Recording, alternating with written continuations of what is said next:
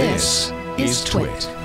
Now, before net neutrality, before the era of the mega breaches, before neural networking, before deep learning and self-driving everythings, TWiT had a score to settle with the credit card industry in the United States. Specifically, back in 2012, when we first started this show, we were disgusted by the PCI DSS standards that the U.S. credit card industry was staying with, despite its laughable track record and its almost meaningless certification.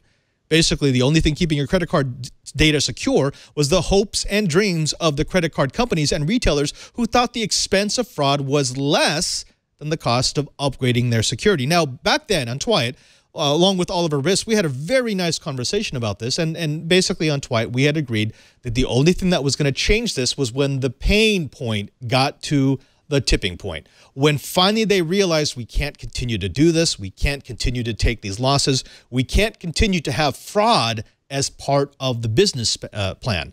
Well, let's go ahead and jump forward to today. It's more than 2 years since the U.S. started its transition to chipped credit cards and the chip and sign system. Now, it's definitely a step forward, but even when the transition was finally provoked by some high-profile hacks of Target, Home Depot, Michaels, and the like, the chip and sign seemed like a half measure, and we on TWiT couldn't figure out why they wouldn't go better with a secured system like chip and pin, rather than to moving to a method that would most likely not see that much adoption and was already obsolete. Well, now we've got our first sets of decent data. First up, it is actually cutting down on retail point fraud. According to Visa, fraud from credit card terminals is down 70% from September 2015 to December 2017. Now, that sounds like a lot, but only 59% of U.S. storefronts actually have the terminals that accept chip cards. And the financial impact of credit card fraud is up, even as the occurrence of retail fraud is down. Now, it might be that the fraud has simply moved online where accounts are not protected against card not present or CNP transactions. Chee, I want to start this off with you. This has been something that we have been concerned about for quite a while because it's a glaring hole in our financial system. We just assume that we're going to have fraud perpetrated against us, and everyone always tells us, oh, just report it to your credit card company. And yes, that might make you whole financially, but it doesn't make you whole from the fact that someone still has your personally identifying information. What's your take on this? Is Visa right? Is fraud actually down? Is this working, or is this just a sense of, well, yeah, it's just moved elsewhere? You know, if you are to believe the reports that we're getting, there's the report says it is cutting down on retail point fraud, not online. And they're saying fraud from credit card terminals is down 70%. Now, the interesting number, which kind of puts this in perspective, is only 59% of U.S. storefronts actually have terminals that accept chip cards. So the reality is, as more and more stores finally get on the bandwagon, maybe retail fraud's going to drop even more. Now, I should point out that credit card companies have tried chip and pin.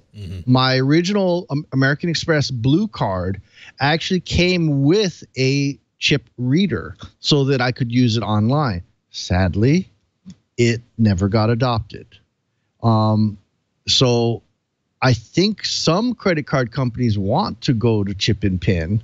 They want to reduce online fraud, but you know, I guess we're going to have to find yet another tipping point before the credit card companies finally see the light.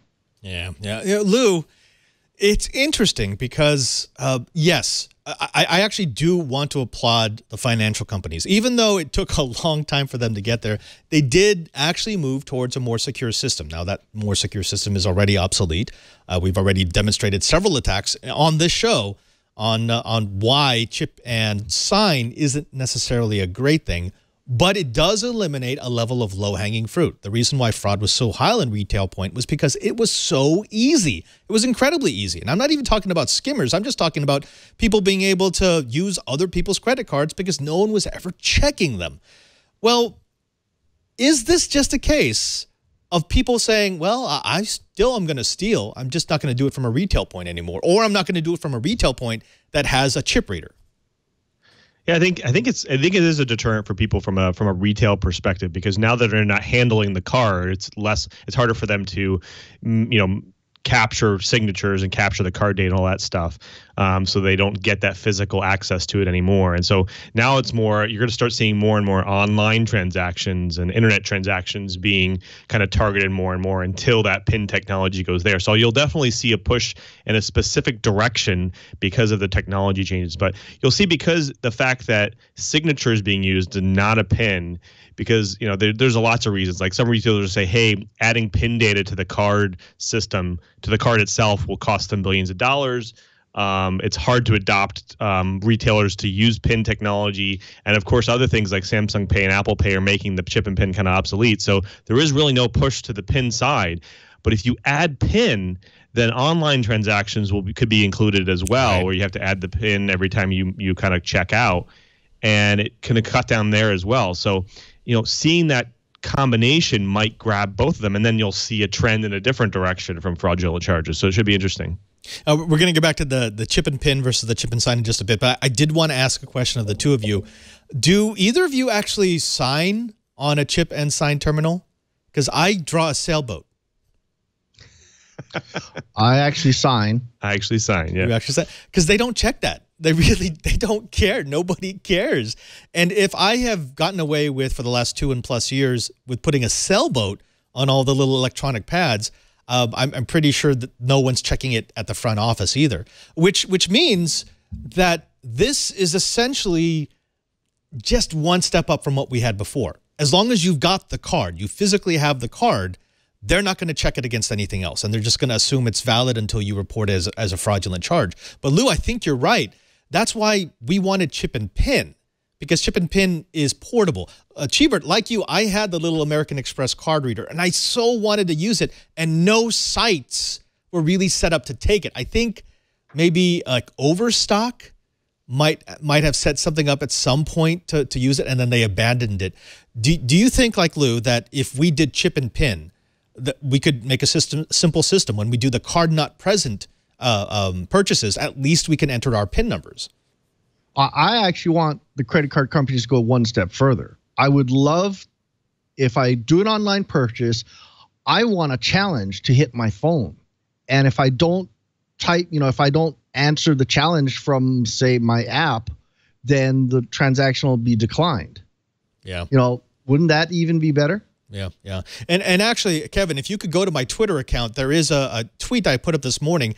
I received an alert about 3 hours, actually by now about 5 hours ago, saying that someone in Africa had tried to sign in using my credentials. And it was interesting because it said they have your password. But because I had multi-factor authentication, and because it comes straight to my phone and says, "Is this you?" I was able to hit no, and that's it. Cheebert, I'd love a system like this. I mean, this is one of my favorite things about using Android right now. These notifications anytime a request for entry hits my phone, I get to say yay or nay. And actually, another really good example from that phone is American Express right now. Within 5 seconds of a transaction being processed, I get a pop-up on my notification screen saying, "Is this you?" And I can hit no, and it will immediately put it into the fraud process. That's forward thinking. Is that enough? I mean, is that what we want for all financial transactions? Lou, let's start with you. Cheebert, we'll get back to you. You build up your rant. So I missed the question. What was the question? The question is, so the same sort of authentication that we do for Google with letting us into our account, can we expect people to do the same thing for their financial transactions? You swipe your card, 5 seconds later, you get a pop-up on your screen saying, "Is this you?" You can say yes or no. Yeah, I don't know why you couldn't. I mean, notifications on your phone could be easily identifiable. It could be easily sent by financial organizations. I think Zella, I can't remember the company. They do. You can transfer transactions from accounts to account now, and some banks support it. And they offer notifications, and so you could send some money, and immediately when that person gets their money, whether it's from U.S. Bank to Chase or whatever, you immediately get notified. Hey, this person got the money. Here's their account number. Here's and so I don't know if they can do it with bank transactions. Finally, thank you. Why can't they do it with credit cards? Hey, I'm using this credit card. This is when it showed up. It's kind of weird. Do you approve this? Do you not approve this? Here's a notification. It could be a text message or whatever. Like, I don't understand why this system's not there yet. Can't cost that much. I mean, come on. Right. Cheebert, I mean, that's better than chip and pin, right? Yeah, it's way better than chip and pin. Realistically, we actually had a conversation about this last week. Sorry you weren't there. When we were talking about the Divi project, and their wallet is using blockchain so that you can transfer money using blockchain between, person to person, person to business, and things like that. I think blockchain, and I think things like, oh geez, what was it? I think Ripple Writers said, all hail the USA, third world money transactions, capital of the world, and so forth. We need something better. And chip and pin is good, but you just talk to some of the folks in Europe or Canada or whatever. Chip and pin isn't perfect. Right. But having something like blockchain, ooh, that would be really cool. Yeah, and I'd like to see it. And I think right now the payment processor that is closest to it is American Express. Cheebert, correct me if I'm wrong. I see nothing from Visa and MasterCard that's even close to what Amex is doing right now as far as informing their customers and giving their customers a very easy way to verify or reject transactions. Well, their Chase actually has something, but it's opt-in. Amex is on automatically. Right. You actually have, for Chase, you have to go through a very long, convoluted process to turn all this kind of stuff on. Apparently, they think their customers aren't sophisticated enough to want these types of anti-fraud features. Right. The funny thing is, I have been with the same MasterCard for 26 years or so. And at one point, they offered this very cool feature. Back then, it was still very rudimentary. You had to go into a website on their site, and you could get a one-time number. This was before smartphones. This was before apps. And it was wonderful because I could make an online purchase knowing that that number could be used exactly once. So who cares if you compromise it? You weren't going to be able to use it. And then they got rid of it, and they never evolved that technology. And I'm thinking we've got actually a comment from user 9785 in the chat room saying the exact same thing. A one-time use transaction key would actually be fantastic. I mean, that would solve so many things, even without having to go crazy high tech. Lou, could we just do that? Could we make it so that not that people are kept from your account, but that it doesn't matter if they have compromised information?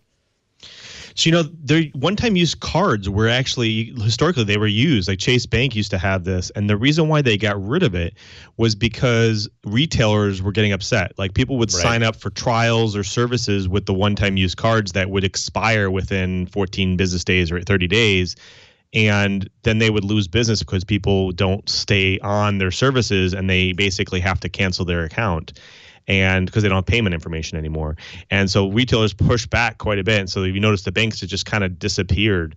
So I don't know. That might be, again, this is the other side, is like the banks might stop doing stuff like that because they're being forced by big business. Yeah, bottom line is it's okay if it's frustrating for you, but frustrating for the retailer, of course not.